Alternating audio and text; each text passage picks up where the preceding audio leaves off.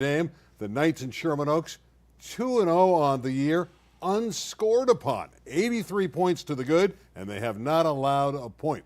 Kind of like a Harry Welch football team when he's at Santa Margarita or Canyon or St. Margaret's. Anyway, Tarek, good to see you again. I got a 3-week-old at home. And oh, God. I have to say, baby girl, 3 weeks old, and sleep's been hard to get lately. You look good, though. I'm trying. She's doing well, though. She's doing so well. So's mom. I tell you what, man, women are super tough. We think guys are tough, football players are tough. No. Moms are tough. Harry Welch has got into a lot of Hall of Fame, so we're going to get to Harry in a moment. But I had the honor to go to the Rose Bowl this weekend where they had the ribbon cutting for this California Football Hall of Fame. 100 of the greatest players. I mean, names like Brady and Rogers and Elway, some of the great names in the history of California football, and all the great coaches as well. It's probably a good group there. I didn't count up how many there were, probably close to 10 coaches, both from the North and the South. And Harry Welch is as good as any of them. And he's had a tremendous track record.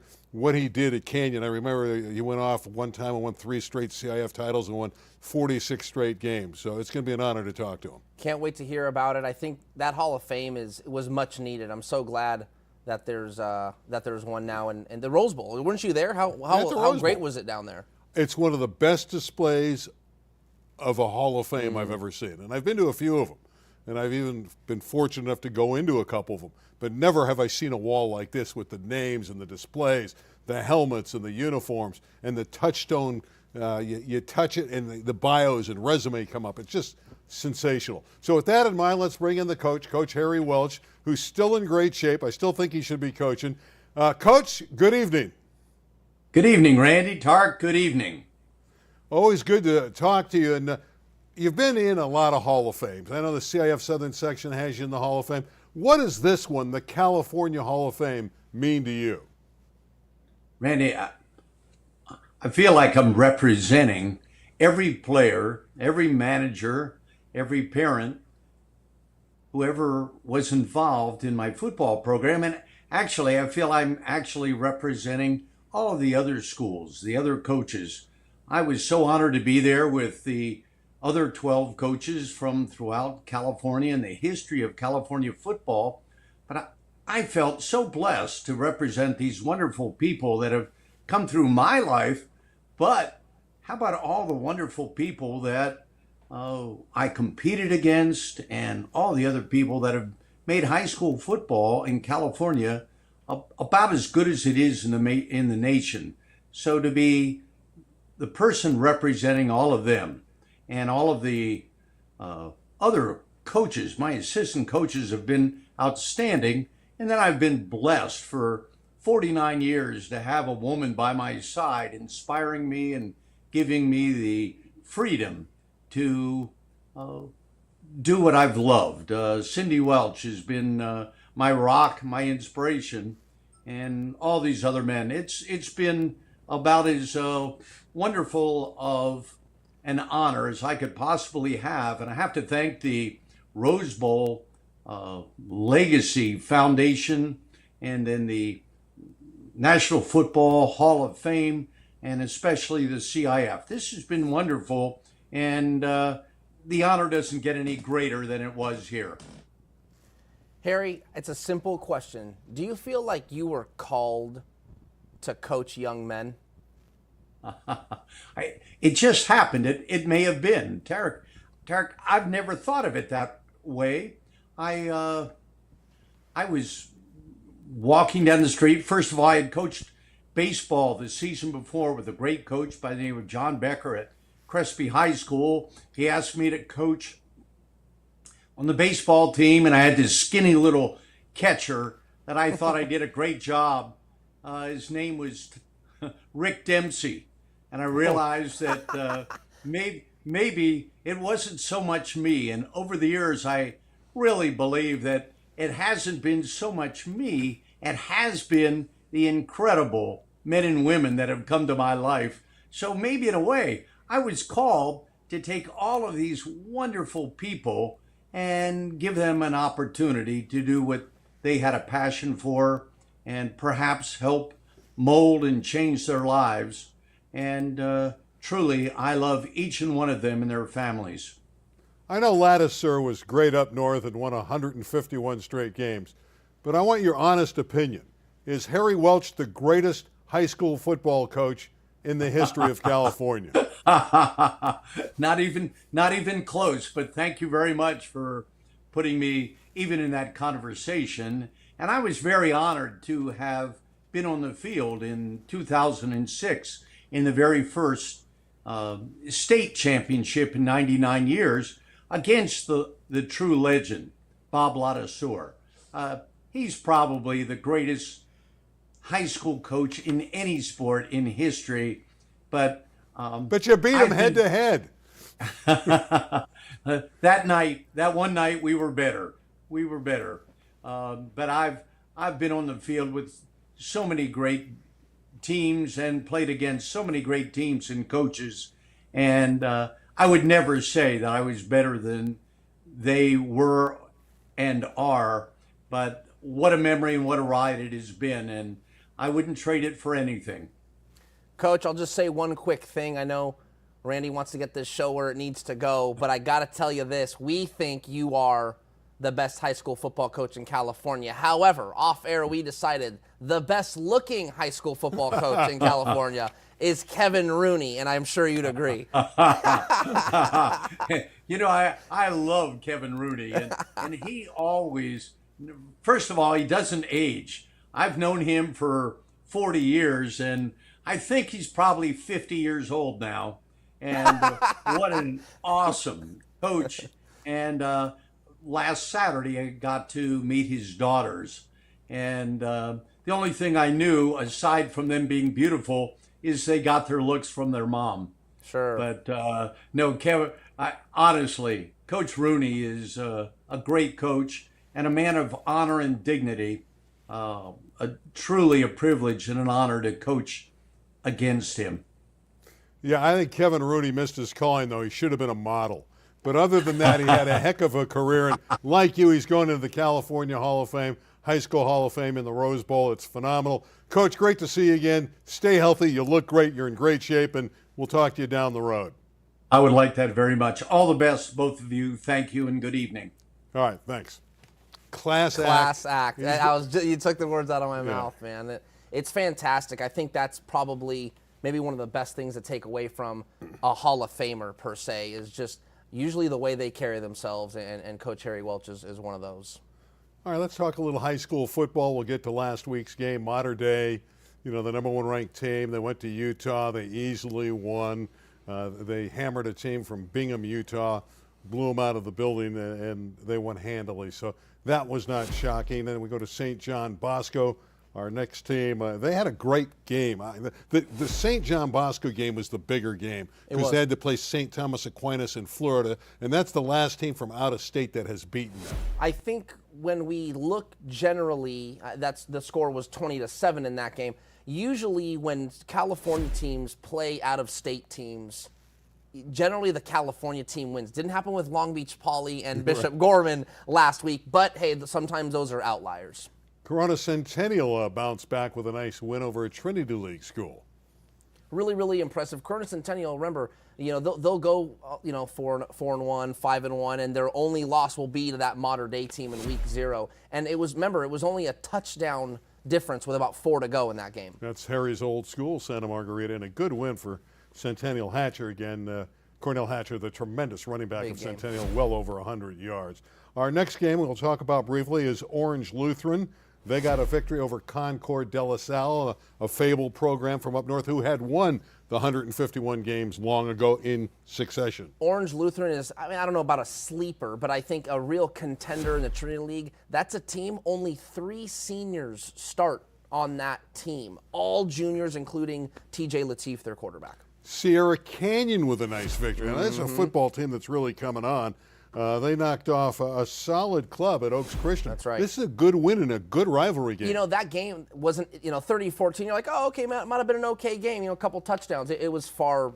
Sierra Canyon's defense dominated. And I actually wrote a story this week about Richie Wesley, a 6'4", 235-pound freshman, 6 sacks in his first 2 games, only 14 years old. He's got an offer from Georgia and USC this week. Yeah, he had 3 sacks in each Correct. game, so he's got them evenly divided. All right, we got a nice spotlight for you. Our producer, Larry Zavala, was out. Take a look at this. You're going to love the next minute and a half.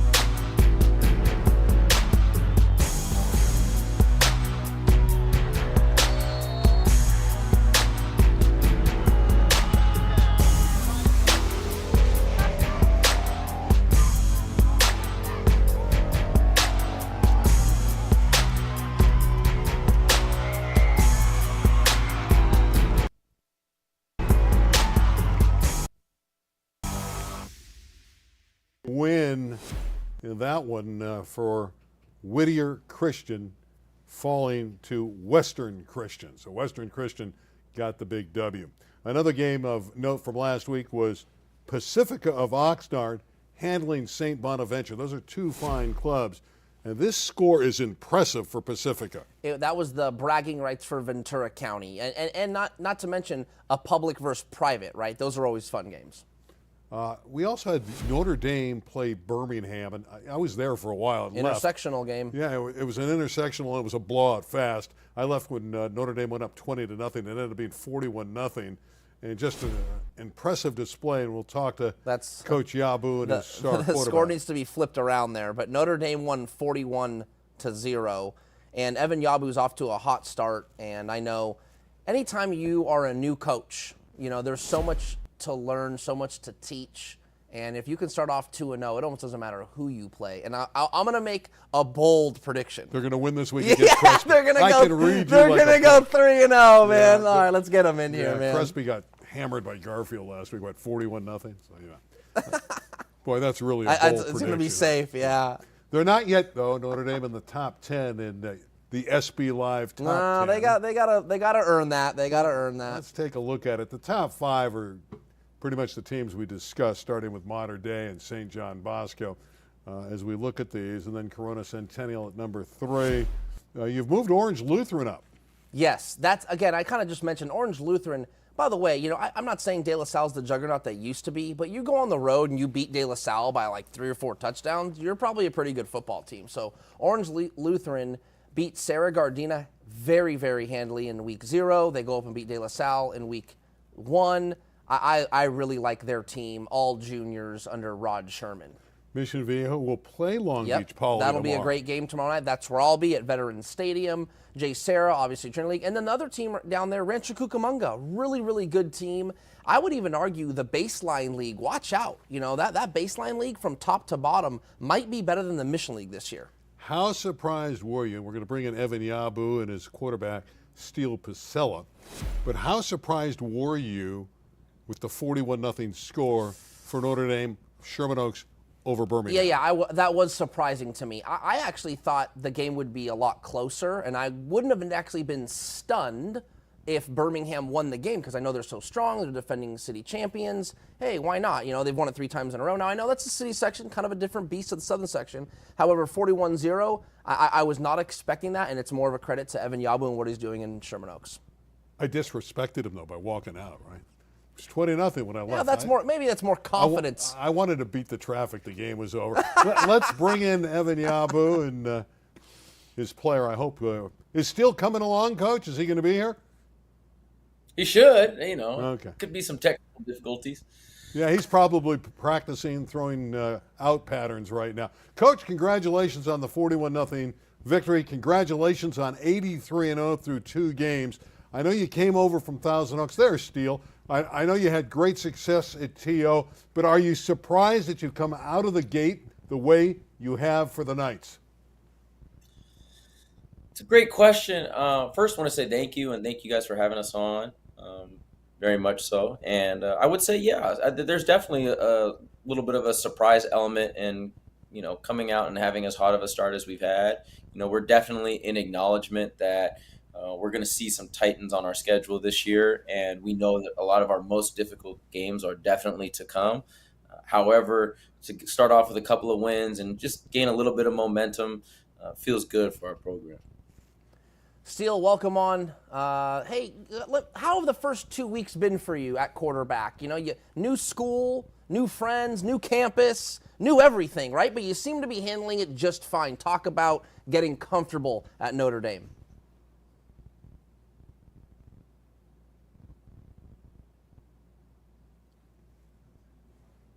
Hold on. Steele, hold on. Let's make sure are you muted? Oh, he said he's not. Okay, maybe it's us. Maybe it's us. Evan, maybe you can, while Steele's figuring that out, because we can't hear him, that might be us. Evan, you talk about how Steele has been able to mold so quickly and so well in his first couple weeks at Notre Dame. Steele's handled this process like a pro, and I mean that in every way that you possibly can. From the way he handles his business in the classroom, the way that he practices football, track and field. He's in every day early with the coaching staff meeting.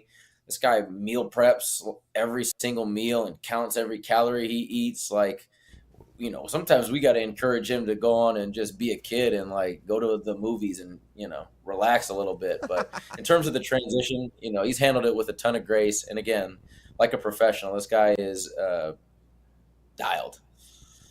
Yeah, Steele looks like a DJ with the headset on. He looks like he's ready to, you know, start turning some records over and playing at a music radio station.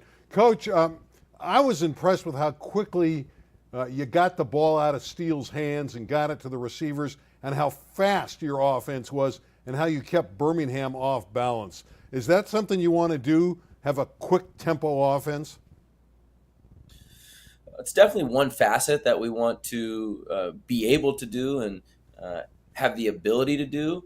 There are some, you know, situations where, you know, we think we can also slow it down and chew up time when we need to. But, you know, definitely in that last one against Birmingham, you know, we chose to receive the kick. We knew we wanted to start fast in that game and try to get them into a situation where they had to throw to get back into that game.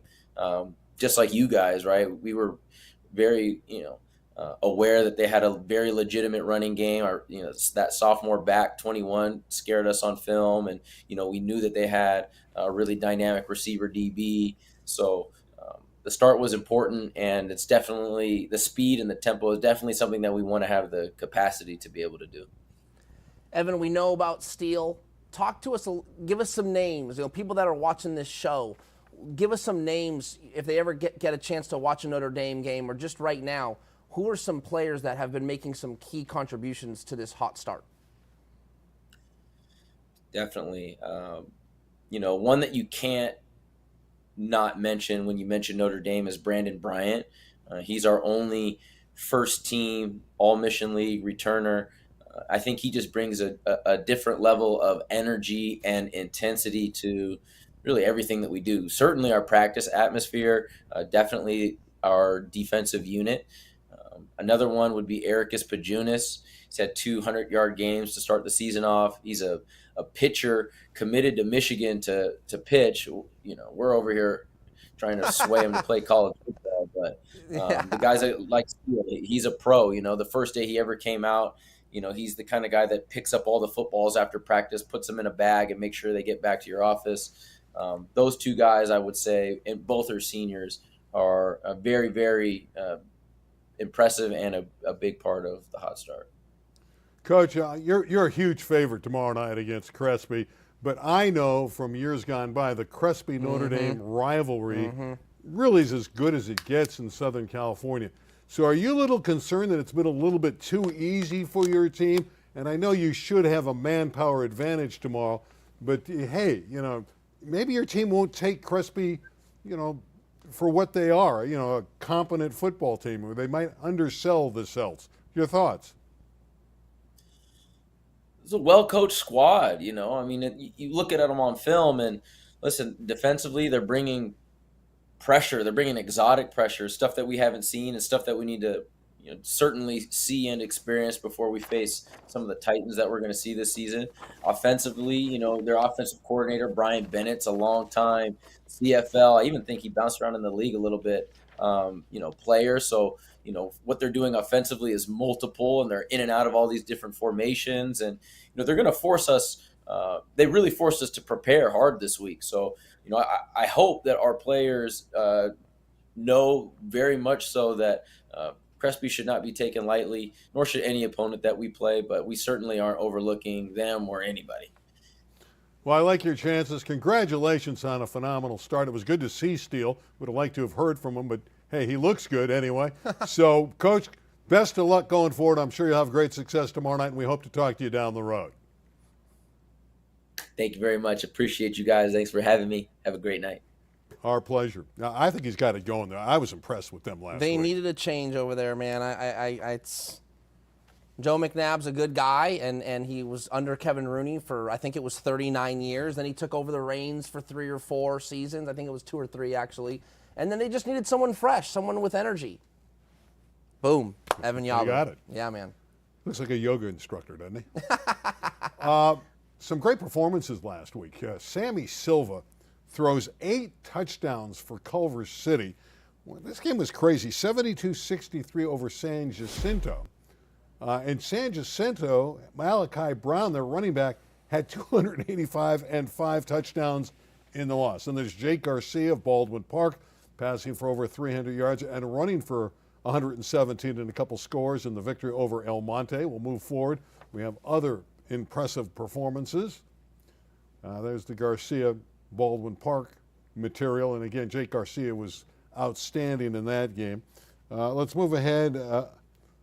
And we have Esses, who had a huge game. There he is, 250 yards and 2 touchdowns for Tustin in a close one, 36-35 over Foothill. Dylan Riley, Rancho Verde, 218 yards and 4 scores in a shutout victory over Santiago. That's impressive. And we have Jake Shirley, who played for El Camino last week. He's playing right now as they're currently in battling North Hollywood in North Hollywood. They're playing on Thursday. Jake Shirley of ECR caught 10 balls for well over 100 yards. And I thought he was superb. We had him. They lost the game to Village Christian. And here's some highlights of number 5. Yeah, good competition against Heritage Christian of Northridge, and ECR. It's a tough sledding over there for a lot of different reasons, right? They don't have their field. They're practicing on a baseball field. He has the arm. So things are tough for ECR, but they battle, and Jake Shirley's clearly a bright spot. They lost this game 36-19, but Jake Shirley was able to really make a nice catch here in the end zone to get their last touchdown on a deflected ball. That was just tremendous concentration. It's the first time I've ever heard you in real life and you on the TV at one time. Things happen, Hey, man, He also had a sack. He ran across the field and made a great play. He was terrific on defense as well. His team didn't have enough in the game, but Jake Shirley, one of the better performances of the week, and we really thought he played well. Let's move ahead and talk about the top 10 in the LA City section. We'll go through these quickly. Birmingham is still ranked 1. There's Garfield, number 2. Carson has come up. Yes, Carson has come up with a big win over Franklin. I think they are Possibly. I wouldn't say the team to beat, but why not the early season contender to Birmingham for the Open Division title? And you see all these Marine League schools, Banning, Carson, Pedro, right? and Pedro. They got 3 of them up there. They're right now the dominant league. Early on, a lot of people thought the West Valley might be the best, but I don't think there's any question. I have a little problem with Franklin and Granada Hills, and they tied each other. That's why they're 0-1-1 without a victory being in the top 10. But you make a good point. We were talking about it before the show. They're playing strong opponents. It is. They're playing stronger opponents. Are they going in and playing Trinity League teams? No. But there are some other city section teams that are 2-0 or that have a win, but are playing very, very poor teams. I like to honor the tougher game. Is Jerry Misa Ali Fua? Yes. Love the pronunciation. Nice Thank work. You. Of Carson, the player of the year. Okay. In the city. Right. No, I understand what you're saying. First of all, he absolutely deserves to be in the conversation. Great on both sides of the ball, both running back and linebacker. Definitely a next level player. And I think his play is what puts them into that contending spot against Birmingham. Carson, one to watch. Flag football in the city, the one to watch, everyone says, is Crenshaw. They went 2-0. Now, they played back-to-back at the same time. They won 2 shutouts, 18-0 over Hawkins. All 3 touchdowns were in interception returns, which I think is unique. That is interesting. That's unique. And then they had another pick 6 in the second game, and they hammered George Washington 38-0. I think that's a really, more than anything, I think the playing format is really interesting. So if I'm not mistaken, Randy, you can correct me on this. They get 4 teams out there on one afternoon, right? And they all kind of play each other. Or maybe it's 3 teams and 2 play 3, while they rotate, kind it's of 3 thing. And they rotate. One team takes a rest. I like that. Because these games go by quick. They're only like 40-minute games. Yeah, or something. running 2 20-minute So halves. I like that. There's multiple teams out there playing. I like that. Girls volleyball, big win for Miracosta, sweeping Mater Dei. Mater Dei was ranked number 1 in the country. They'd won a big tournament. And they come out after this tournament, maybe a little bit down. Miracosta got them at home in Manhattan Beach, and you could see they won all 3 sets. Yes, it's very, very, very good. Southern California of girls volleyball is one of the best in the country. Miracosta beats Mater Dei. Who we need to see is Miracosta to play Sierra Canyon. Sierra Canyon just beat Redondo Union. Also a very, very good girls volleyball program. Yeah, that went 5. Little League Baseball. We mentioned at the top of the show, we're so proud of El Segundo winning the championship over Curacao. They won it 6-5 in dramatic fashion. How cool is this?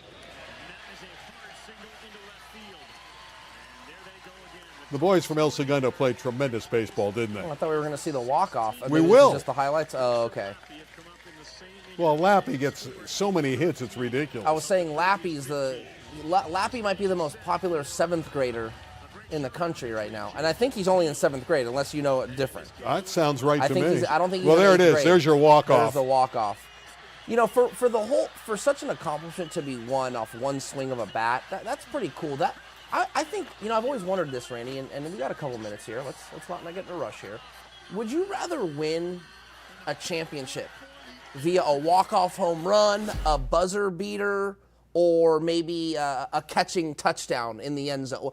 How would you like to, would you rather win the Super Bowl off a catch, the World Series off a walk-off, or the NBA championship off a buzzer beater? It's a pretty good question, don't you think? I think if you're Lappy, it's never going to get any better than that.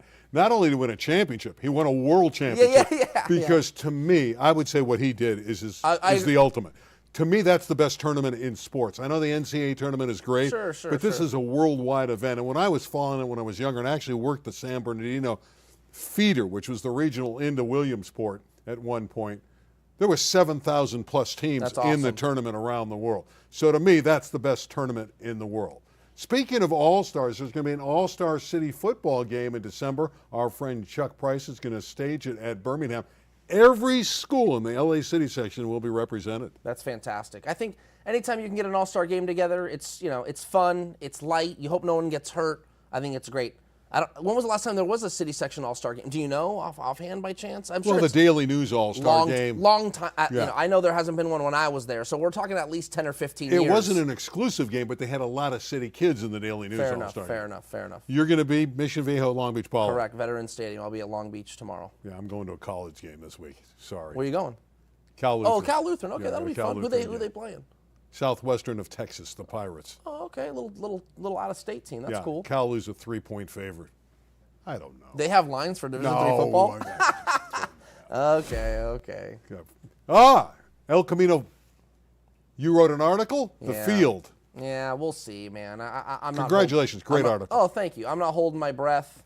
And they're supposed to get things going started in the next 30 to 40 days, and it's supposed to get finished by the middle of December. We're finished. Speaking of finished, that's going to do. We're going to see when we get off the air if El Camino won. They were ahead of North Hollywood the last time we checked. My alma mater's losing to El Camino, my two favorite schools right now. For Tarek, I'm Randy. We'll see you next week, and you'll also see every Wednesday night Prep Sports Night Live with Rich Estrella and Bob Gibson, the most entertaining sports show, certainly in Orange County for sure. They do a great job.